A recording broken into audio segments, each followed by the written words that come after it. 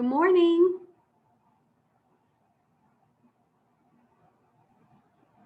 Good morning. We'll get started soon. Thank you. Good morning.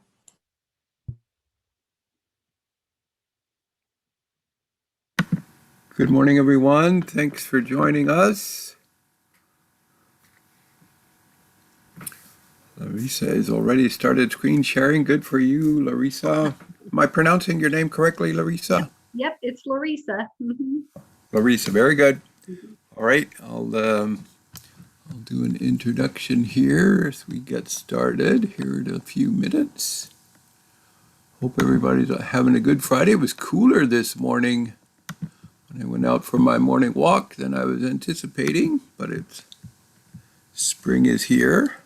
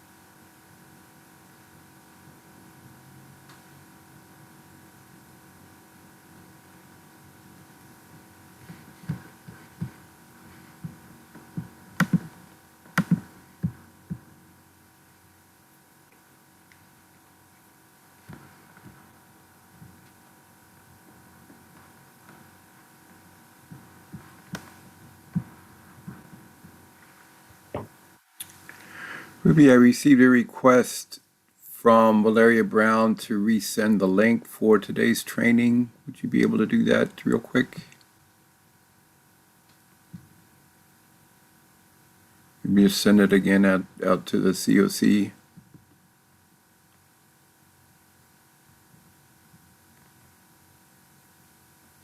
Okay. Hi, Lord, I'm working. Thank you. Thanks for joining us, everyone. We're still waiting another minute or two for others to join us. We'll get started at 10:03 on my computer time clock. Appreciate you joining this session. Hey, Rodney Green. Hey, Lord, how's it going? Good, thanks. How are you? It's nice I'm to see hanging in your there. face. You Nice as to well. see. You as well. Things We're going good? gonna hopefully we'll be able to meet in person one of these months again before too Hopefully. much longer.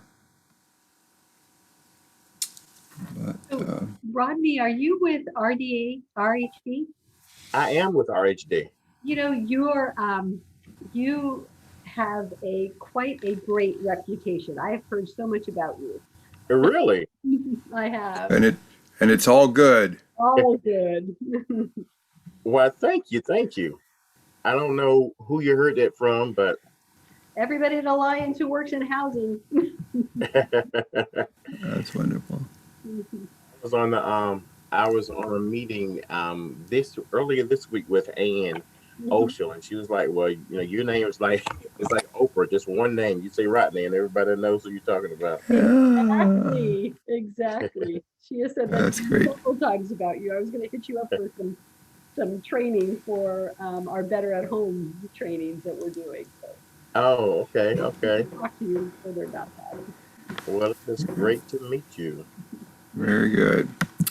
All right, friends. Good morning again, everyone. Thanks for joining us. We're going to get started. My name is Lloyd Schmeidler. I work in the City of Durham's Community Development Department, and I have organized this monthly training series of effective case management in the homeless housing system for this year, responding to the needs that we at the COC lead agency have been hearing for some time about the need for some technical assistance. And we hope the series is proving to be valuable to you. We have, I think, a timely topic, an important topic, a topic I think this morning that many of us have been concerned about over the years, and that is dealing with the challenging or the difficult client, the person that perhaps pushes our buttons, the person who doesn't necessarily respond as we might wish, the person who is difficult. And so this morning's topic is dealing with the difficult client and de-escalation. And we have a wonderful facilitator presenter today. Larissa Witt was recommended to us by Ann Oshel at Alliance Health, and I'm delighted that Larissa has accepted the invitation. Larissa has over 20 years of experience in the mental health field and has directed programs for teen parenting and homeless and runaway youth, so she's well experienced in this area. Also worked with veterans experiencing homelessness and crisis counseling, medical case management, and child abuse prevention, home visiting. She has worked as a therapist. She has been the chair for the Fayetteville-Cumberland County Continuum of Care on homelessness, so she knows something about homelessness and what we're trying to do within the Continuum of Care in Durham. She's been a domestic violence prevention educator, and I was particularly struck in her bio that she's been deployed 10 times on U.S. naval vessels and educated over 18,000 service members regarding mental health, child abuse, and building healthy relationships. Larissa works and lives, she lives near Fayetteville, continues to work primarily in the Fayetteville area with Alliance Health, lives near Fayetteville with her husband. They have 2 adult children and 2 precious grandbabies, she says. So with that, Larissa, again, we're delighted you could join us. Thank you so much for joining us today. And You've already got your screen share up, which is great, and we're going to turn it over to you. Yeah, so thank you. Thank you for this opportunity. It really is such an important topic to deal with, especially those with who struggle with mental illness and substance use disorders, and how we help those in the homeless service system move forward into housing. And how do we keep them housed? That's always the trick, right? We get them housed using housing first, but then we want them to remain housed. And how do we do that?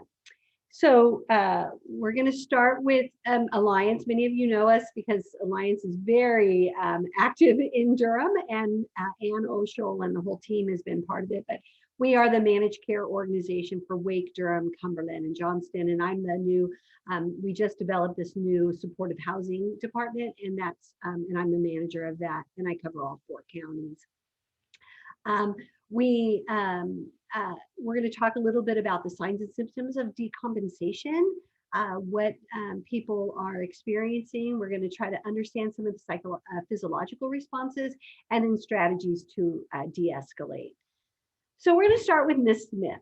So imagine you're in your office and you're minding your own business, trying to get all the things done that you have to get done in a day, and you're in a time crunch. But you hear some rustling and some noise outside in the lobby. And so you go out there, and Miss Smith is screaming at your receptionist saying, "You are not helping me. Nobody's helping me. I can't believe you get all the money and nobody helps anybody. You don't return calls. You don't care about us.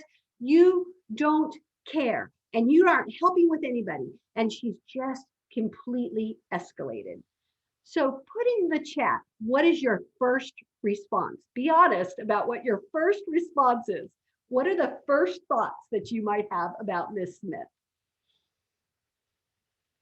Got something in, or you can raise your hand and speak. What are your first reactions to Miss Smith? Not the thoughts that you know professionally what you do. What are your first thoughts? All right, we have oh, I don't need this today. Exactly. Oh gosh, here we go again. Very good. What else might you have?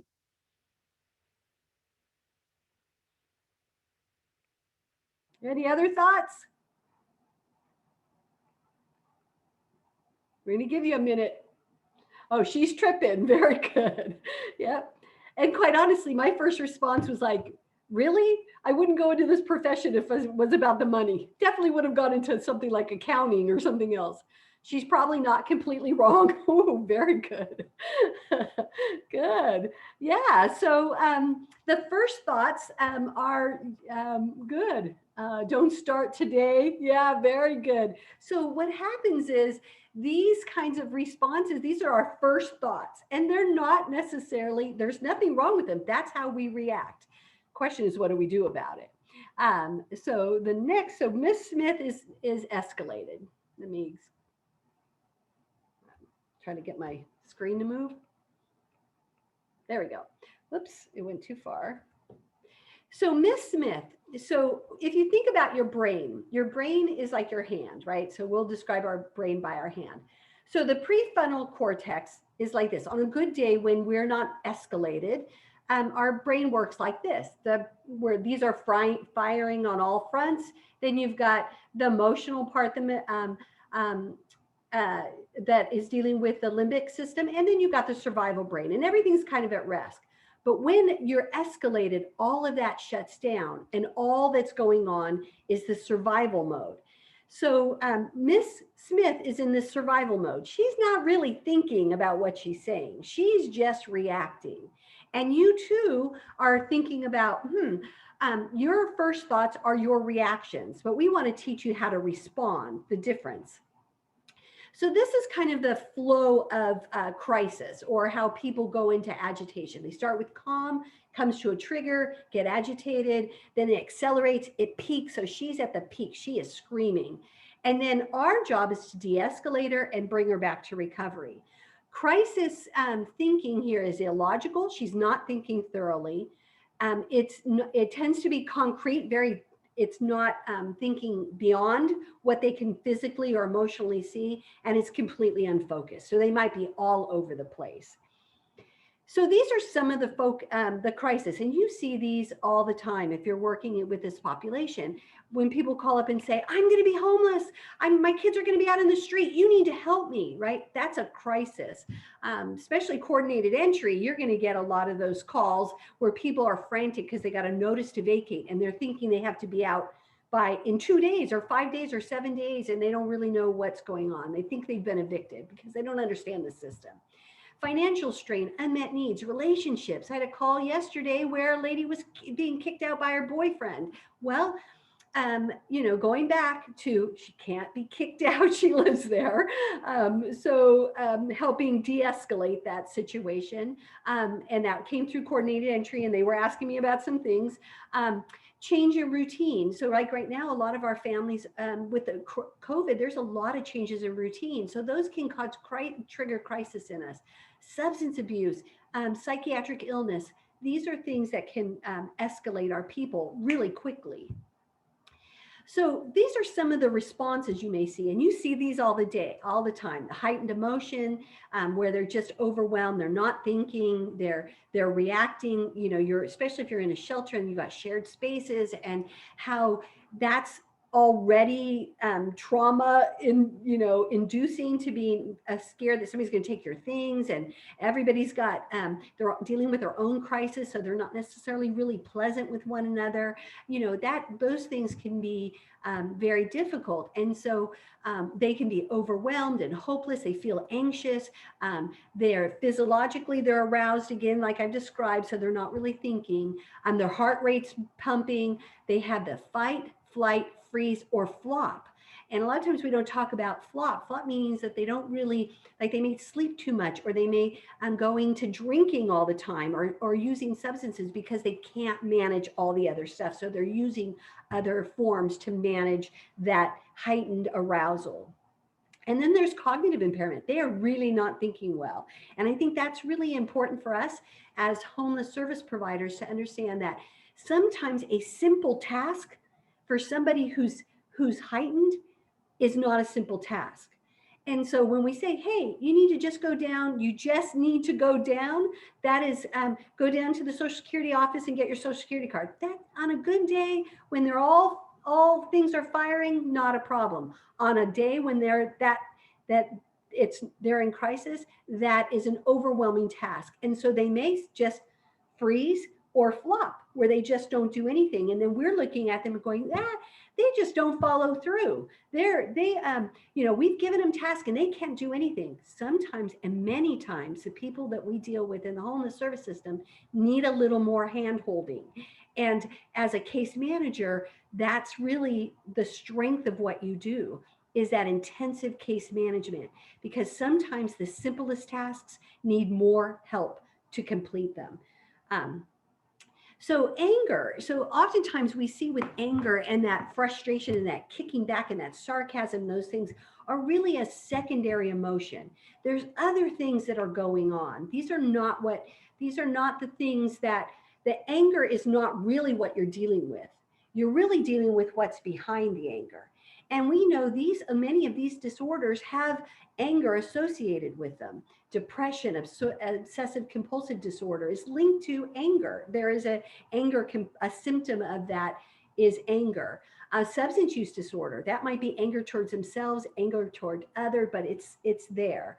Attention deficit, opposition defiant, intermittent explosive disorders, clearly we see a lot of anger with that. PTSD.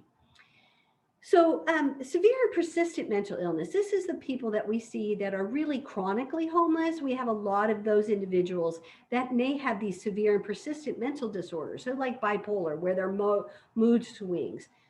Borderline personality disorder. People think that that's where people are, it's not that they're hearing voices, like they're not multiple personalities. That's a different disorder. Borderline personality can hear voices, but borderline personality is not multiple personalities. What it is that they have heightened emotions. So they wear their emotions on their sleeves. Everything they feel greatly. And these are individuals, it's like their emotions are they've got their foot to the pedal with their emotions. So they're going to feel really, really suicidal, and then really, really hyper sensitive to anything that somebody says. And these can be really difficult people to work with because they are having these really heightened emotions. Then you've got schizoaffective disorder, which is bipolar and schizophrenia together. You're going to see some of those, so they swing. And then you have schizophrenia. Oh, no, go back to bipolar. So bipolar, you can see those swings. Sometimes the swings are very lengthy, sometimes they're short. So we can have somebody who is making a suicidal gesture or ideation 1 minute, and then in the next hour or so they're dancing on the table. So those swings. But schizophrenia, I'm going to spend a minute on that because I think you in the homeless service provider world needs to really understand schizophrenia, because there are really 0.3% of the population have schizophrenia. It's a very small population, but it's overrepresented in the homeless service system. So 1.1% are people who may have had a psychotic break at some time in their life, but then they go on and they don't have another one. So, but they were diagnosed as schizophrenia, and it's managed, and they're going on with their life. The other percent is somebody who may have had multiple psychotic breaks, but they had long periods of wellness in between. And we'll get to this in a minute, they manage their oil well. We'll talk about oil in a minute. And then what you see in the homeless service provision is the 1% that goes in and out of psychosis often. And they have delusions and they have hallucinations. They're talking to themselves. Those individuals we often see that are chronically homeless. And in TCLI, transition to community living, the program that is part of the Olmsted settlement, 77% of the people that Alliance has housed right now have schizophrenia as their primary diagnoses.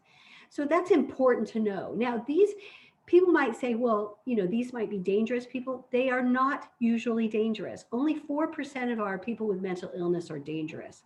Now, when they're heightened, when you've got them heightened like this, they may be reactionary, and that reactionary may be interpreted as violent, but it's just a reaction, like somebody's tried to control them or somebody's triggered them, and then they get all upset, or they may be moving their arms and that kind of thing. And they're dangerous. Really what's happening is that we've overwhelmed them. And I'll give you an example. I had a gentleman I worked for a number of years with. It took me 3 years to get him to sign an ROI. So you can't go anywhere without an ROI. It took me 3 years to get him an ROI. And when we finally got him a place to go look at, so I'm working with the outreach team, and we're trying to get him to go. We've got the Uber to say, let's go look at the place. He just starts wandering. He starts talking really fast. He starts pacing, and then he runs off. And it's like, okay, now what do we do? Right? We got to get him over to the house. He's not ready to do that. So we just kind of shut it down at that point and said, we'll come back to it tomorrow, because he was overwhelmed. Well, then pretty soon we knew he was going to come back to his stuff because he left all his stuff there. And so eventually he comes back and he apologized, and we sit down with him. He sits on his thing. We sit lower than he is, so I sit down, I kick my shoes off. We're on the side of the curb, and we just kind of process it.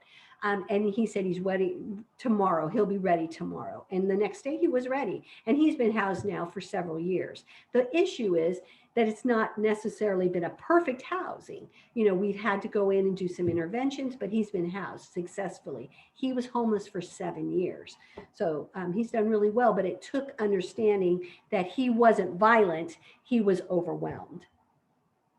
So when we talk about mental health disorders, when you're dealing with the people that you work with, when we say it's affecting their oil, that means it's affecting their occupation or their school, their interpersonal relationships, or their daily living. We see daily living in the homeless sector. So especially those with schizophrenia, it's hard for them to keep a job. They isolate, they don't end up having good relationships, and then they can't manage their daily living without supports. These are individuals that are perfect for your permanent supportive housing projects. So we've talked about what's gone on with our person. So now let's talk about what's going on with you, because what's happened is they have shocked you. So you have been shocked as well. So now you've gone about doing your business in your office, so you're kind of planning your day, going about your business, and now you're activated because now you've got this situation. So a lot of us don't understand about how to de-escalate our body quickly. So one of the things is your vagus nerve. Your vagus nerve goes from the stem down to all the organs of your body. They call it the wandering nerve. So that wandering nerve goes throughout your whole body. So what you have to do is try to hijack back that vagus nerve, because a lot of times we'll say, I feel stress in my stomach, my gut. Well, that's because it's been hijacked. So you need to get it back. So some of the things you can do, of course, we know breathing works. Taking those deep breaths work. The other thing, there is some debate about whether that helps your vagus nerve, but we know psychologically, at least it gives us oxygen, and physiologically it gives us oxygen. But some of the other things you can do is to lean hard against your desk. Just push for about 30 seconds, just like that kind of centers you. If you need to, like we do with babies, we rock them back and forth. Sometimes I used to there was a time where I was under so much stress. My jobs were so stressful. I just couldn't think. And I learned through training that I could go like this. And it's kind of a funny thing to do. But sometimes when I was in that situation, I just take a few minutes and just go like this, just to kind of calm myself. It's connecting your right and left brain. That's why we rock babies. Another thing you can do is just pull up on your chair for 30 seconds, just to kind of like, or if you're going out there to talk to Miss Smith, you can lean against the wall, just push against the wall or push against a chair, 30 seconds, just try to recenter yourself.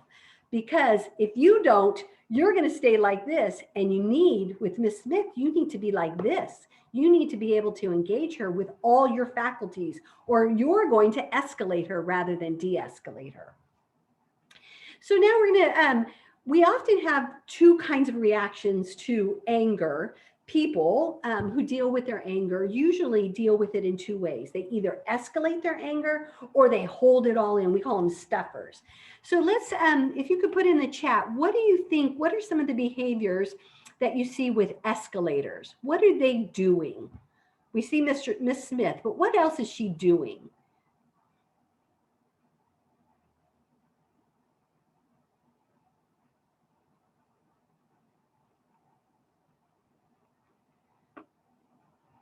Yeah, she's getting louder. Yep. She's shouting. She's confrontational. Good. What else? What else is she doing? Throwing things. Very good. What? Animated body language. Very good. And what is she doing to the people around her? Like, what is she trying to do? What is something that we get something out of our behaviors. That's why we continue doing them. Yep, intimidating, causing fear. Yeah, she's trying to control people. It may be a learned behavior. The louder I yell, the more people react to me. So we reinforce that behavior. Pushing them away. Very good. Yep, they push them away. Stifling responses. Yep, like I just want to get it out there. Very good. So now stuffers. Now stuffers are a little different. These stuffers individuals, it's almost a little easier to deal with somebody who's escalating because you've got all the information kind of out there. You can kind of see what's going on. A stuffer's a little more tricky. They're holding things in. So tell me, what are some of the things what are indicators that somebody's holding things in? What might they be doing physically, emotionally, behaviorally, cognitively? What's going on with a stuffer?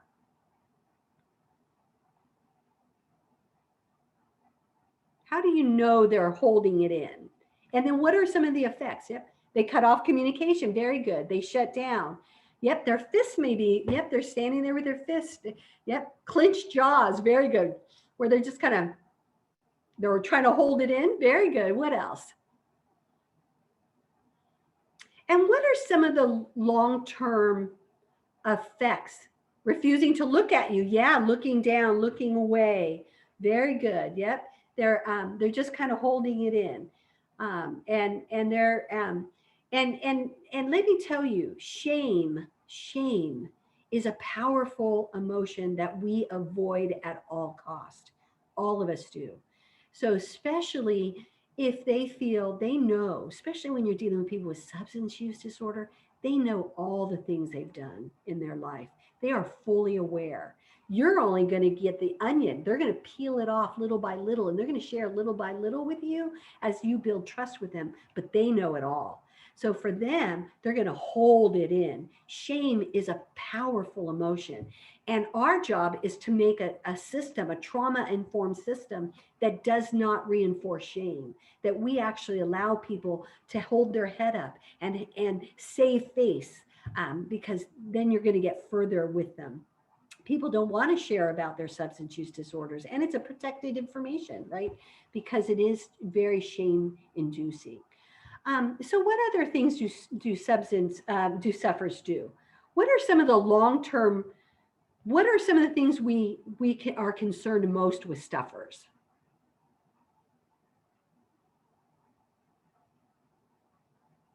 Exploding. Very good. That's right. So we can't hold it in forever. It will come out somewhere. It comes out either hurting ourselves or hurting others. Stuffers often implode. Elevated blood pressure, absolutely. It definitely affects their physiological body, and it really, over the long term, it can really affect their overall health and well-being. And sometimes, about at least at Miss Smith's getting it out. So there's some diffusion of the bomb per se, destructing of relationships. Yeah, they can easily destroy their relationships as well. They self-sabotage relationships. They push people away.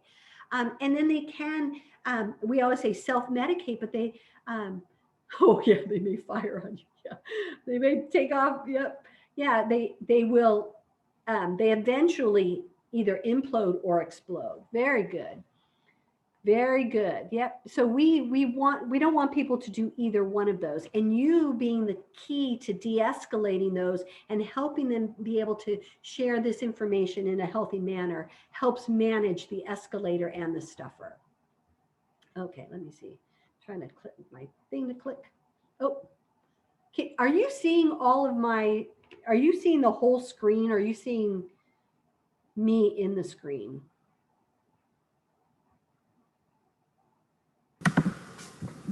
Well, we can set our screens up to see you and your presentation, Larissa. Okay, good. I want to make sure. Okay. So I got to make sure I got it to the right place. All right. So these are some managing some difficult people. So we've got the controlling person like Miss Smith, who's trying to come in and control her world. What for that individual, first of all, you want to listen, listen, listen. That's the most important. But what we want to do is reaffirm to that controller is that you are the driver of your life. We are here to support you, and tell me what's going on. So with Miss Smith, to be able to come out there, I've re-engaged my vagus nerve, so I'm more calm and I can think more thoroughly, and I'm going to respond to her versus react to her and say, hey, Miss Smith, it sounds like you're really having a difficult time. I'd like to hear more about it. Let's go have a seat and let's talk about it. When you're dealing with a controlling personality, somebody who's just trying to control you, and they may control you through anger or other ways, they may control you through being quiet where they don't talk to you. What you want to do is really help them understand that they're really in control of their life and you're just here to support them. Needy people, you had all those people who you walk in the shelter and or they call you all the time and they want information and they need to talk to you. First of all, you want to set healthy boundaries because you've got a lot of people to serve. So you do want to have healthy boundaries, not boundaries that isolate them, but healthy boundaries. But then you also want to communicate regularly. Pick up the phone and say, hey, Miss Jane, I know you left me a message yesterday. I just want to give you a follow-up. I have a couple minutes. I'm going to tell you that we have your inspection scheduled for Monday, and I'll let you know if anything changed. Thank you very much. I'll talk to you later, right? You want to communicate regularly, really with all of your people. Good case management is not keeping the information that you know what's going on, but just feeding it. Because when people don't have any information, when people are left in a void where you've not communicated, you haven't closed the loop, they're going to make up all kinds of ideas that you aren't caring about them. You aren't doing anything. And behind The scenes, you're probably doing a lot of things to help them with housing and helping keeping in housing, but that's not what they see. What they see is that you have not communicated with them. The pessimist, how do you manage the pessimist? The person who everything is always wrong, nothing is ever good. They actually have a deep insecurity. The pessimist really looks at themselves negatively as well. They look at the world negatively, but then they also hyper on themselves and they look at negatively at themselves. For those individuals, you want to just be encouraging, just truly continue to encourage you. Yeah, life is hard, but we're going to do our best, right? Yeah, and I know you can do this. You're strong enough to do this. Hey, you were successful in this area, or is there another small step we can take? It's really helping them once again to reframe how they're looking at their world. Then you got the complainer. The complainer is somebody who there is never, everything is wrong and they are complaining about everything. You could be giving them the world and it is still not good enough. I'll tell you, my husband used to do marriage enrichment retreats in Europe. And in Italy, especially, we had lots of in Italy. And we would get the evals. Oh, we loved the retreat. We loved all that. But the food, why do they only serve Italian food? I'm like, we're in Italy. that's what they serve, So sometimes you just have people who are never happy, no matter what you give them. They're just not happy. And so for those individuals, you want to put the onus back on them. So you don't want to try to fix their complaint. You want to talk to them about, hey, what are your thoughts about this? How do you think you can fix this? How do you think others can help you? Put the onus back on them to try to find the solution. You're not, because they're still going to complain. So you want them to be the driver of that solution.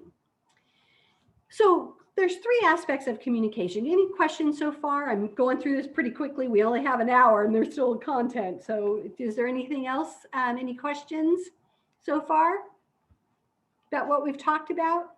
And please feel free to jump in, stop me. Because one of the things I'm going to talk about is talking slowly and calmly. And you can tell I'm a fast communicator, so I have to work hard to slow it down. So in communication, there are really 3 parts of communication. You got your body language, we all know that, your voice, and the words we say are really a small amount. They're powerful, but they really are a small amount. Really our tone and our body language and our caring. Yep, I have a question here. Chat. Oh, we have till 11:30. Oh, thank you. Oh, appreciate that. Oh, I thought we only had till 10. Oh, okay, I'll slow down. That's helpful. Oh, thank you. All right, so which one influences the most? Of course, is body language. But when somebody is escalated, really the words you say can make a determination on where somebody goes. But caring, being somebody who cares, goes a long way. That tone that you share, people really want to know that you care about them, that you really are fully present. We're going to talk a little bit about body language. And you know this, but I just want to remind you, your body language speaks first. When you walk in a room, it's the first thing people see. You don't have to say a darn thing, and they've already read you. We are very perceptive people. And people who are heightened are even more perceptive about the body language. I'm mad, and how is this person reacting to me? So you want to be really careful about your body language. So these are some of the nonverbal skills. You want to be attentive, be listening to them, giving them eye contact, not looking down at your phone. Every time we divert our eyes away from somebody, they assume we're not listening. It doesn't mean we're not, but when somebody's heightened, they want to know that you're attentive to them and that you're looking at them. But you don't want to be staring at them uncomfortably either, because that's going to put them on the defensive. And then you want to have that open body posture. You always want to make sure that you're careful about your safety, because although most people are not violent who are struggling with this, you just don't know which ones are. And so you always want to have a room to escape, but you also want to keep yourself a little bit distance until you know that they've reached that de-escalation and they're coming towards recovery. Because if they're still at the heightened portion, you want to be able to get away, or you want to be able to move away in case they strike out. And especially somebody who is decompensating, their hands are moving, their body's language. You don't want to be too close when that hand comes around. Another thing is you want to be seated, especially with those who are struggling with mental illness, schizophrenia. Those, you really want them, once you see them decompensating, having them sit down. Say, hey, Miss Smith, can you please have a seat a moment? Let's sit down together. Somehow when we sit, when we're pacing, we have to give people the right to pace, but if we can get them to sit down, it actually helps them calm down. Giving them a drink of water where they swallow, that also helps their vagus nerve reset. So giving somebody some, hey, let me get you a glass of water. You drink it, they drink it. That's helpful. Whoops, I went too far. Oh yeah, very good. Yes, be careful about touching people. We do not encourage touching people. If you're touching somebody, even though this picture up here is a grandfather touching the child or the son or the teenager, you do not want to touch people. I actually put that in there as a reminder, because touching people can overwhelm them, and we don't want. We want to give people space to just be where they are. And when you touch somebody, we are really, many people, it's when they're escalated, it's not soothing. It actually can escalate. It's one more sensory issue. If you're going to touch somebody, and we ask to not touch people, if you have a relationship with that person and you know that that's probably helpful, and you can say, do I have permission to, can I help you? Especially like if they're having a panic attack. What has people done in the past to help you? Does it help if I rub your back if you're having a panic attack? But you always ask permission, and most of the time you don't touch them. We are not about touching. And then you want to sit, you want to be careful of who's around you, because this person, Miss yelling, right? She's screaming, she's yelling at everybody, she's heightened. Well, she's going to keep that tone until we get her more de-escalated. So we've got to get her in a place where people aren't hearing her business. So come on, Miss Smith, why don't you come into my office, or let's step over here, because we want to be cognizant of who's listening, because people are listening, right? As soon as you whisper, everybody's listening. And then we don't want to sit next to the person, across from the person. If you sit across from somebody and you're facing them, that can be very intimidating. If I'm sitting across from you and I'm looking at you, you have to divert your eyes, and it feels more confrontational. Sitting next to somebody or near them gives them the opportunity to manage their escalation and how they're feeling, because they're looking forward. They can move away from you and look forward and still feel that you're present. And then the other thing is not to fidget. So now somebody said chat. Oh, very good. Model your being calm and lowering your voice, so they quiet down. Yes, in order to hear what they're saying. One of the things, and we'll talk about that in a moment, about your tone. You do need to calm your tone down, and you don't want to be so low that it can misperceive of anger or frustration, but you do want it lower, because the lower your tone is and your voice is, they will match it most often. And sometimes they're loud and they will lower their voice to hear you. So then they stop to listen. And that's kind of what you want, because you're trying to get them on that we're trying to get them to de-escalation and recovery. All right, great points. Thank you so much for sharing those. So here we have the positions. I keep seeing the chat. let me exit out of that. So we don't want to approach them head on. We want to approach them at an angle like this, because it's less confrontational.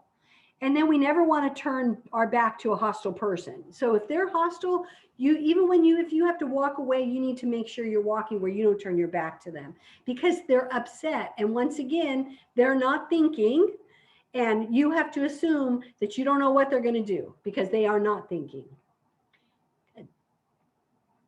Yeah. Oh, very good. Sometimes we are loud with them, and that won't calm them down. Before you know it, you're both yelling. That's right. You have to, we don't want to match their tone. We want them to match our tone. That's the difference. So we've got to get our tone lower so that they can match our tone. Very good. That's right. So that's where we're going. So a lower tone. Now we got to be careful how low we go, because if we go too low, it could create fear and it can be challenging. But it needs to be lower so that it can communicates calm. And we certainly don't want to raise our voice.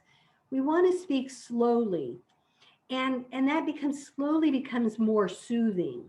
Hey, Miss Smith, it sounds like you're really having a hard time. Come on, let's go sit over here and you can tell me more about it. I'd like to hear what's going on. That is saying, first of all, I care. And second of all, I've helped her kind of, oh, okay, I'm managing it.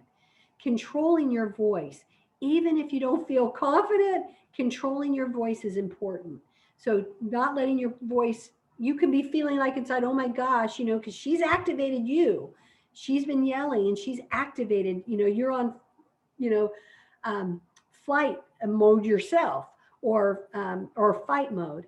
I had a boss one time. We had an individual who escalated, and he ran out of the room and left me there. I was like, what the heck? But he just reacted like, it's like, he's the guy. What's he doing? Leave me here. But he just reacted. So sometimes we have to be aware that we may react instead of respond, just because that's not, it's a training we have to learn to go into danger. That's why police officers learn to go into danger. Everybody else runs away. They're taught to run into it. And we have to learn to be able to move towards it. Humor. You want to use humor very, very sparingly. And it can unintentionally offend somebody. They may not understand that the humor at the time. They may think that you're laughing at them. So we recommend that you use it very sparingly. And if you do use it, you use it against yourself.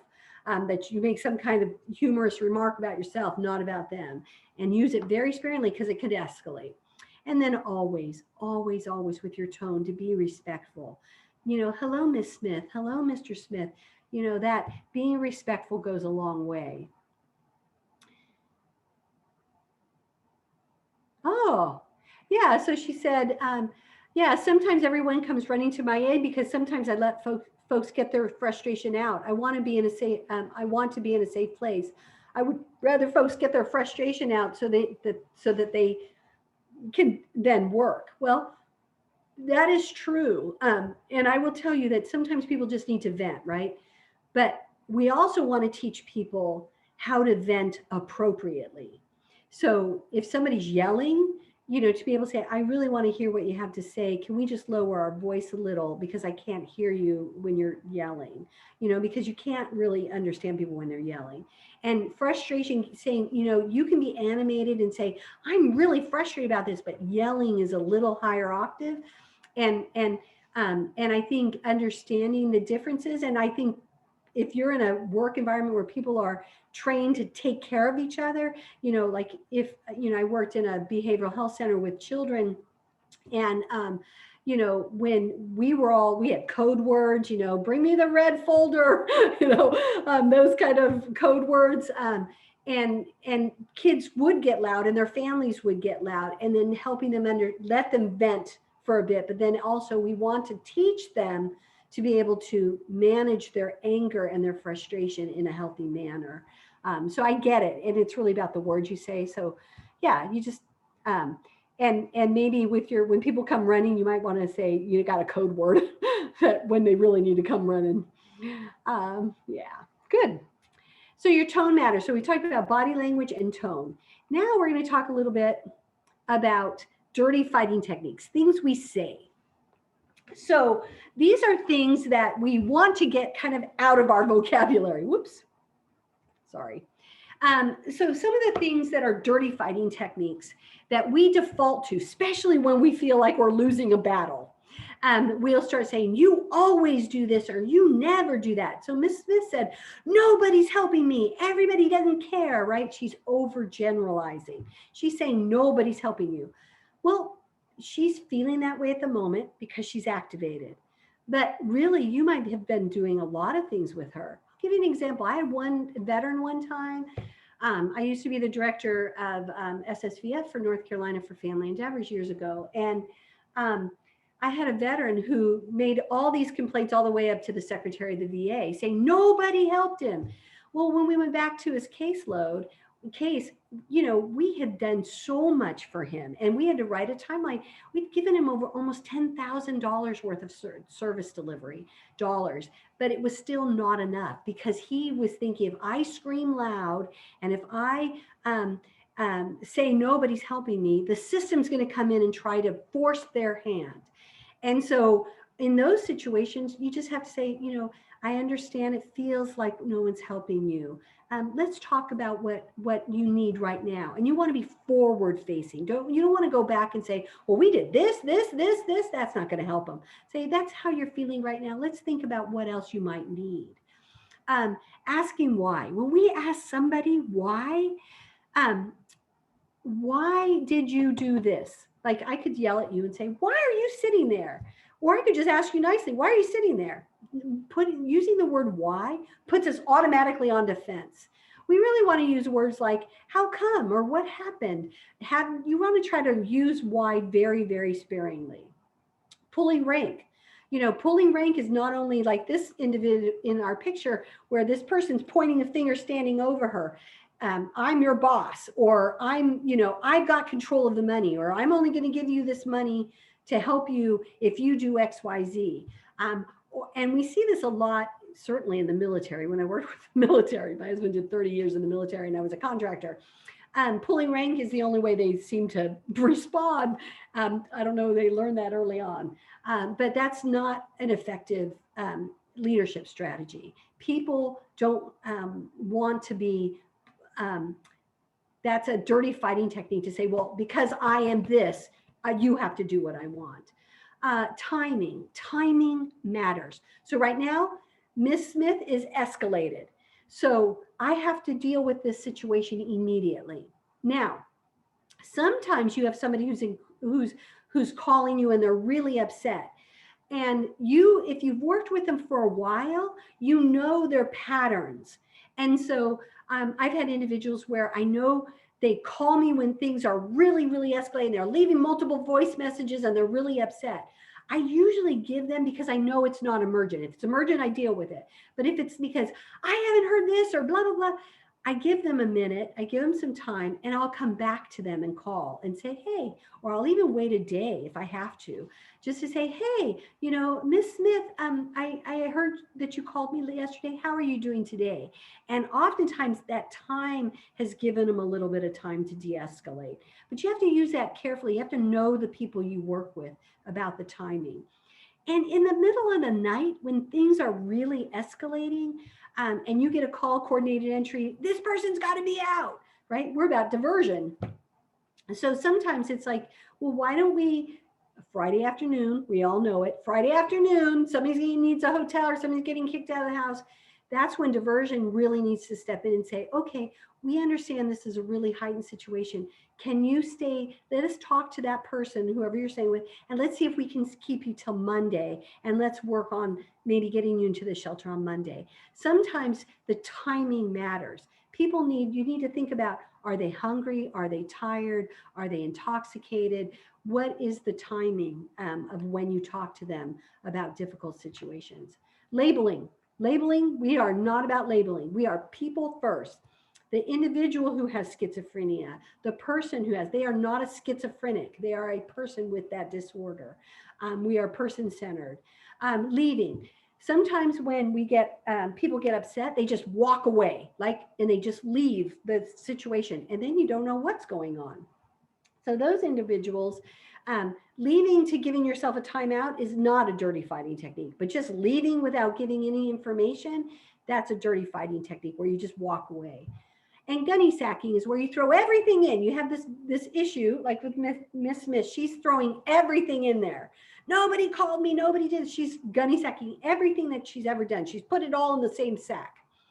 What for me is, if I'm dealing with Miss Smith, I need to find out was the triggering event right now and what we can do immediately looking forward. You don't want to piece apart all the things that she's talking about, because that's just going to escalate her. So these are the things that work. We want to remain calm, engaging your own vagus nerve. We want to listen. We want to talk in clear and concise words. Short, concise. Okay, tell me more. Wow, let me know what's going on. What happened then? How did that make you feel? Wow, that must have been difficult. We want to speak quietly in a non-threatening tone. We want to moderate our pace when we're talking. We want to answer questions calmly, even when they're asking things that put us on the defensive, like, why did you do that? Because they're using all the dirty fighting techniques, and that's putting us on the defensive. We have to make sure that we answer the questions calmly. Yeah, let me find out more about that. Oh yeah, I don't remember. Oh, I'm so sorry if that happened. I didn't mean to do that, or I didn't mean to say that. You want to answer it calmly. And comply with reasonable requests. If the person says, I need to just stand up and walk around a minute, okay, that's reasonable. Or I need to pace. I'm just so frustrated, I need to go out and smoke. Okay, that's reasonable. Okay, when you're done, please come back and let's talk, right? And giving people choices. And I think choices are really important. We got to give people choices, but we don't want to give them forced choices. Forced choices are like, you can take either the Vicodin or the Ativan. That's a forced choice, right? And there really is another choice of, you don't have to take anything, but we want to be careful. Well, you have this house or this house. That's all your choices. Well, we have to be careful about the choices, that we're giving them truly options and not forcing them in choices. And then once again, always keep your safety. And then don't do anything that can further agitate the person. You making a fast movement or getting up and walking away quickly can make somebody who's in crisis agitated. So here's our conflict model. So looking at this conflict model, anybody have any questions or concerns so far, or any comments?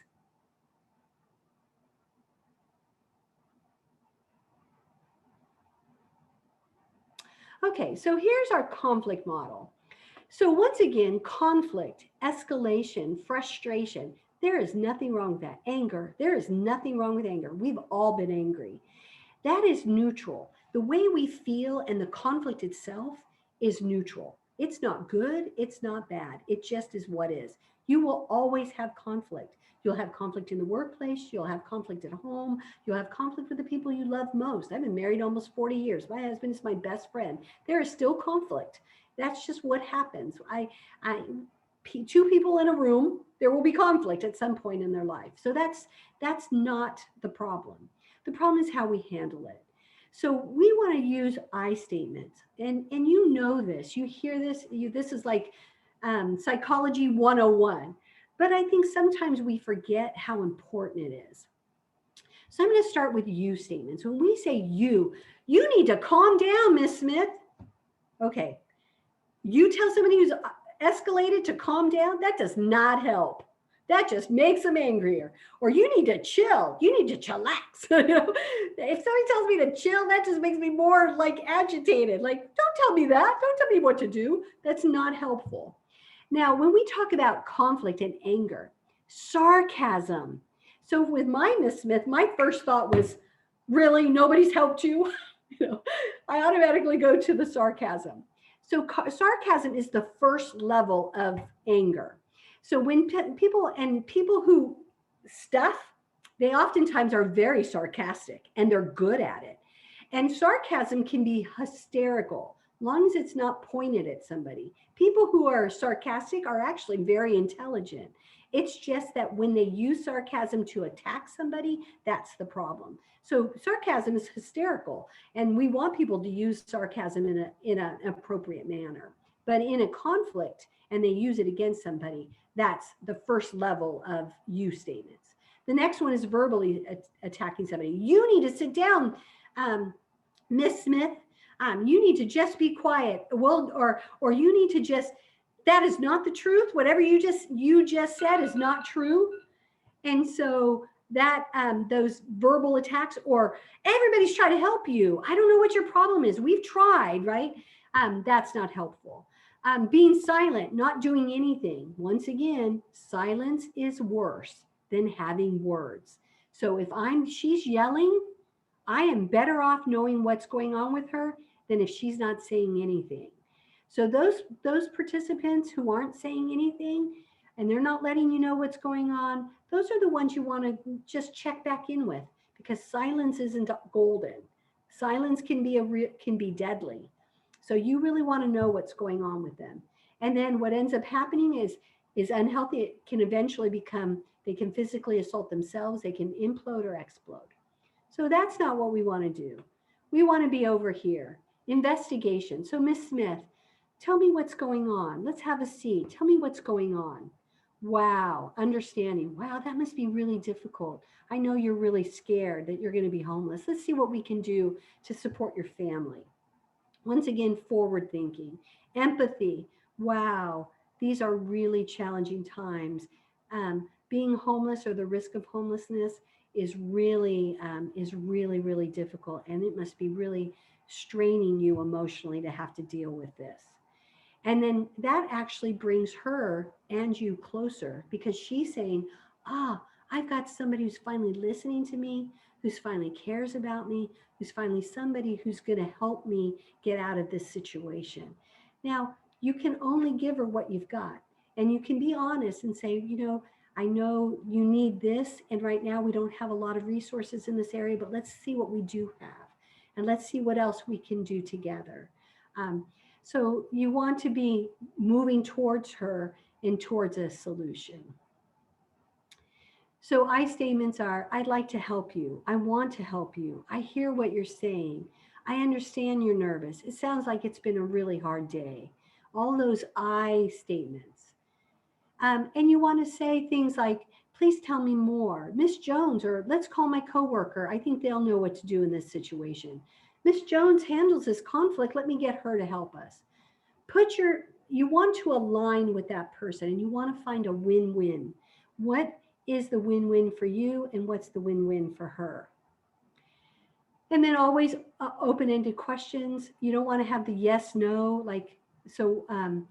are you okay? That's a yes, no. Tell me how you're feeling. That's an open-ended question.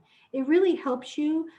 That open-ended question helps you assess what's going on, kind of gives you the idea of like, ooh, what am I really dealing with? Because they may need more than just de-escalation. They may need to be, the next step may need to be a serious intervention, and you need to know that. So de-escalation strategies keeps everyone safe, because remember our chart, when they're escalated, they're heightened. When we de-escalate and they come to recovery, it keeps everyone safe. But sometimes you have to look and say, ooh, my de-escalation, they're still escalating. As you're using all these, they're still escalating. So then you need to follow your instincts and say, stop, this isn't working. You need to leave. You need to call for help. You need to say, this is beyond what right now that this person they need more than what I can give them at this time. And you have always 3 options. You can call a crisis line, or you can call 911, ask for a CIT officer. You need to stay safe. You need to keep your people safe. You need to get away from that person. If they're holding a weapon, any of those things, and you're not going to be able to de-escalate them, 911 immediately. Second one is you can call a crisis line. And Alliance, we have our number. We're 24 hours a day, 7 days a week. And we try to pick up in 30 seconds or less. We track that. And you speak to a live person on the other end, 30 seconds or less. We can help get somebody out there. We can make the calls. We can advise you. You have just questions. I mean, I've called the hotline. I've called our access line when I've had questions about complicated situations. Hey, I just need to talk somebody through about this situation. So you can use it as an information line as well. And then if you you can get them to the hospital. If they're with somebody and you can talk to the family member and say, hey, I think this person's really struggling. We need to get them to the hospital. Can you transport them to the hospital if they feel safe, or to a crisis center, or where they need to go. And if you don't feel safe doing that, you call 911 and they will transport. And we'll get a crisis. The mobile crisis team can come out there. They'll assess and determine if they need to go to a crisis center and be evaluated. So your safety is always number one. But once again, we're trying to get them to recovery. So in summary, these are some of the things. Any questions or concerns so far? Any comments that we need to talk about? All right, so these are some of the things we've talked about, the importance of self-regulation. You are escalated.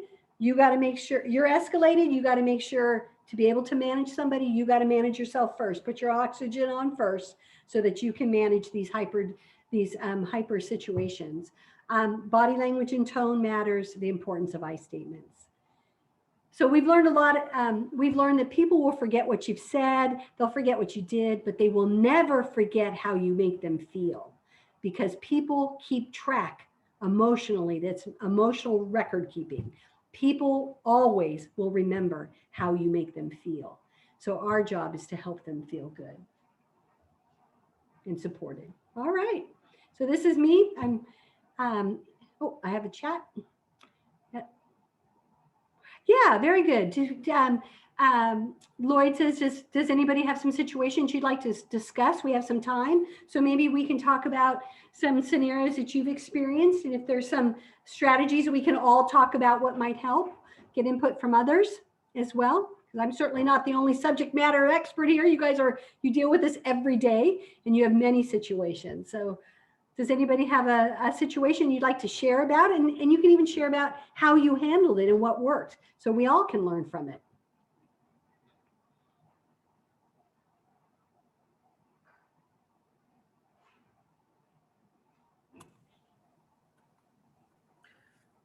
Hey, Larry, so this is Malcolm. I think this is just a comment that I would make, less so a situation, but hopefully this is valuable for everybody. That we made the presumption is that someone comes to the office and says, you never call us back, or we don't get the services that we want to get. And like an Alliance case around services, for sure, that sometimes can be true. People want to be connected to a provider and they don't have the insurance coverage, or they're out of the authorization units to be able to be connected to act the way that they might want to, right? And in some cases, I think we've probably all been there, where we had to call somebody back who urgently needed us. We had to do something else at work. We had to do something in our personal lives that kept us from calling that person back. And so the one thing that I noticed that came up is like, what about when there's an element of truth to what the person is saying, like their complaint is valid. And the thing that I would just tag in is that, like, it's far better to take the brief amount of time to own the mistake that you made, like understand that it was, and tell them the impact that it had, or reaffirm the impact that it had on them, and then go to work with it before you're either refuting that that's not right, or you're trying to fix it. They might just want to hear you say, like, I'm sorry, as part of that situation, and without it being totally like, I'm so sorry that I did this, mea culpa completely, right? It's not that, but just that you're owning something and go we right. all are human and we're all busy, right? And once again, we're shocked by these situations because we're doing something else. It's not like we're waiting for this person to come to us with this issue. So you're right on target, Malcolm, is that sometimes we just have to own up. I am so sorry I didn't get back to you. I forgot about it, or I just fell down on my emails, or, I'm so sorry. And I know this really impacted your housing, and let me see what I can do to fix it. And, I do apologize. And I mean, I'm a queen of, I apologize. My workload is kicking. And I'm always saying, I'm sorry. I said sorry to Lloyd the other day when he asked for my bio. He asked for it 2 weeks ago. So being able to just own up for our mistakes, I think helps us show that we're human. And you're right, Malcolm. We don't have all the resources our people need. We just don't. And just say, I know this is frustrating. There aren't systems. These are not things we have in our community, but let's see what we can do instead. This doesn't going to meet all your needs, but this is all we can offer. You know, the way I said that, saying I care, right? It's like, I'm sorry that there's not more services for you. Instead of there's just not more services, right? You know, how we say it, that tone matters. What if the situation involves a coworker that's also upset? Ooh, very good. So you're talking about a coworker. Describe that more. Like the coworker is upset about you not doing something, or the coworker is upset or is escalating.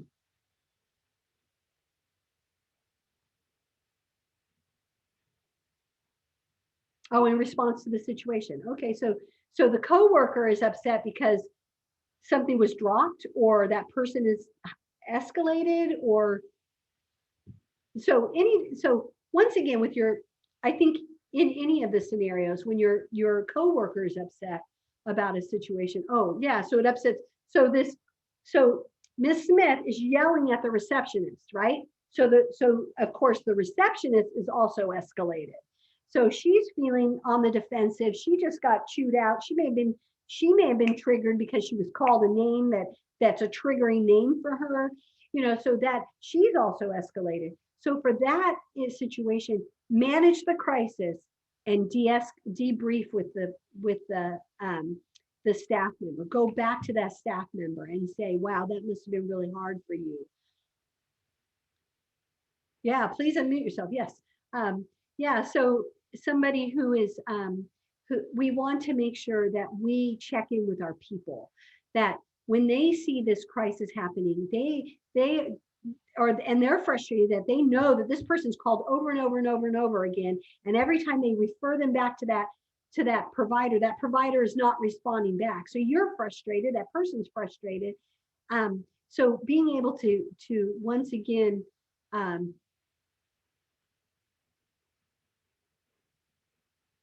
I have a loud mini assistant. Can somebody, can you explain that? Oh, like, I don't know what that means. I'm sorry. I think she was saying that she didn't want to unmute herself because she has a grandchild or a child in the back that may be very loud. Oh, okay.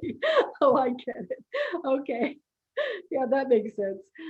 Yeah, so once again, you want to check in with your people and you're a team together. You guys are in this together. And if somebody, you know, they were triggered, you want to go to them and use those same strategies about de-escalating your coworkers too. Same strategies. It's not just for participants and members and clients, it's about the people in your work center too. That yeah, that's got to be frustrating. You keep calling Larissa and she never picks up, you know. Let me see what we can do. Maybe we can call Larissa's boss and see if, you know, there's a way to, maybe she's out of the office, maybe she's just overwhelmed, but let's figure out what's going on to help this person, you know, like, and then using those same strategies that you would use with a client to de-escalate a coworker. Because once again, they're heightened. We want to de-escalate and get to recovery so that they can then fight for another day, that they have enough energy and emotional recovery so that they can deal with the next difficult person that comes into their life, because there will be another. Good questions. Good points.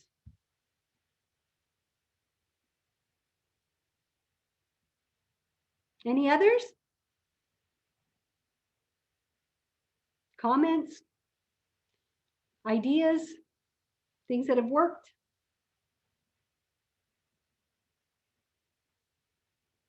All right, hearing none. I just want to tell you, thank you so much for this opportunity. I appreciate the feedback and appreciate the time and the opportunity to share. And once again, thank you for what you do every day. Your job is not easy. It is complicated, it's complex, and the people you work with are complicated and complex. So thank you so much for doing this. And we know you're not getting paid for what you're worth.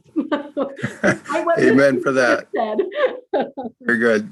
thank you so much, Larissa. Really appreciate your sharing with us this morning. Lots of wisdom there. And I reiterate as well, thank you to those who are participating. Indeed, the work is not easy, and we persevere in the good work. So best always, Larissa, in your good work down in Fayetteville, and hope our paths will cross again. Thanks so very much. Thank you. Have a great day, everybody, and enjoy the weekend.